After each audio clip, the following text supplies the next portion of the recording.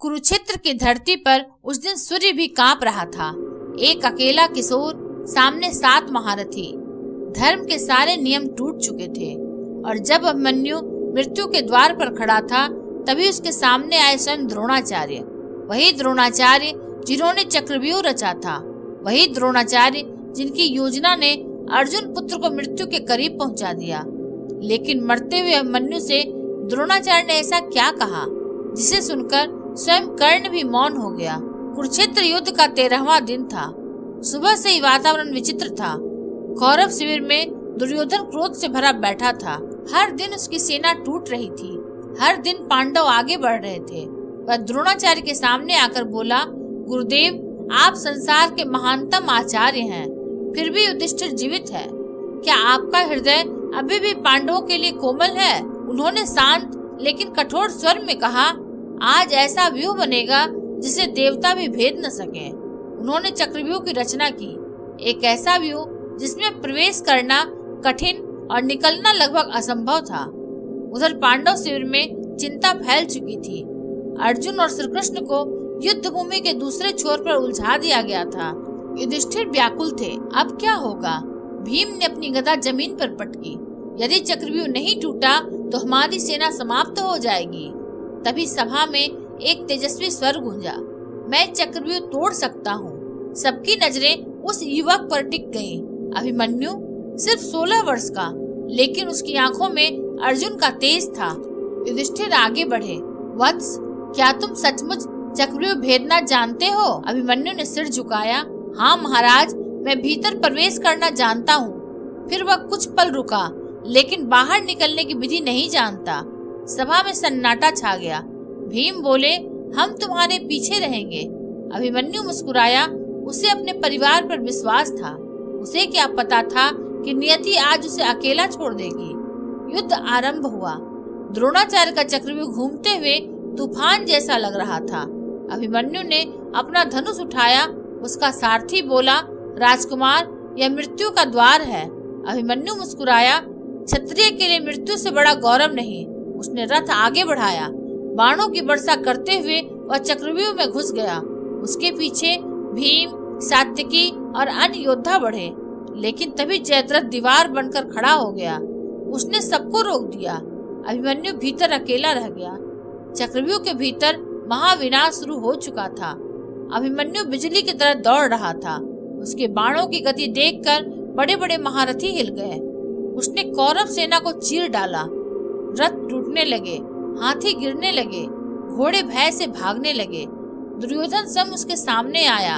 अभिमन्यु ने ऐसा प्रहार किया कि दुर्योधन का रथ डगमगा गया। कौरव सेना में भय फैल गया।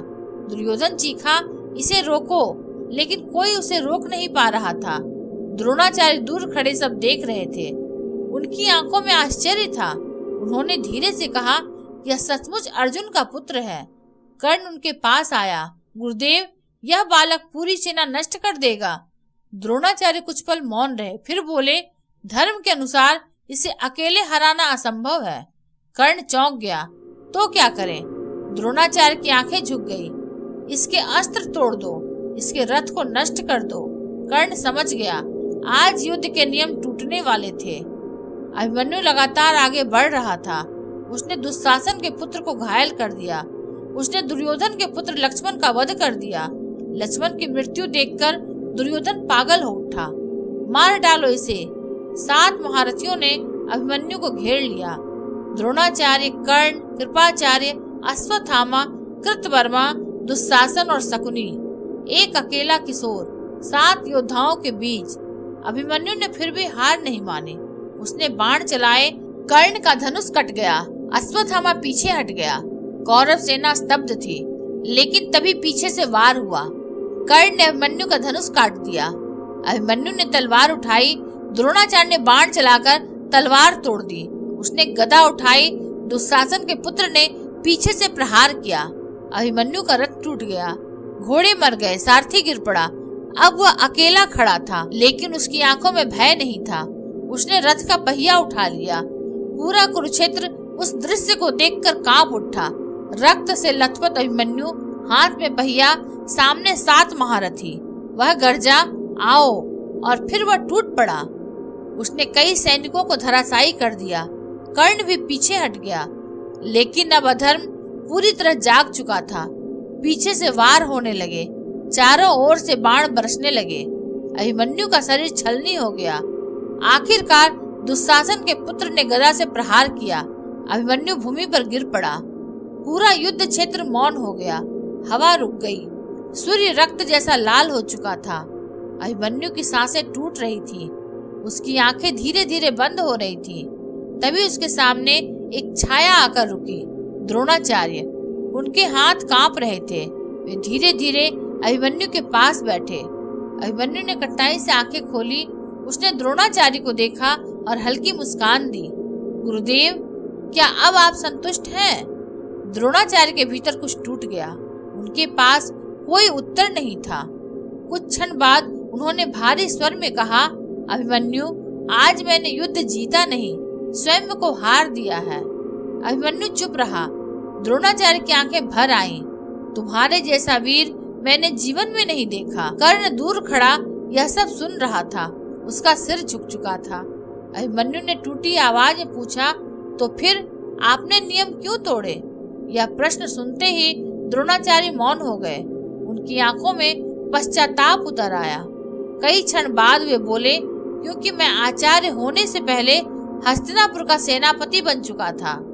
अभिमन्यु ने धीरे से कहा, तो आज धर्म हार गया? द्रोणाचार्य की आंखों से आंसू गिर पड़े। नहीं पुत्र, आज धर्म तुम में जीवित हो गया। अगर आपको यह वीडियो अच्छा लगा हो तो इसे लाइक, शेयर और सब्सक्राइब अवश्य करें। धन्यवाद।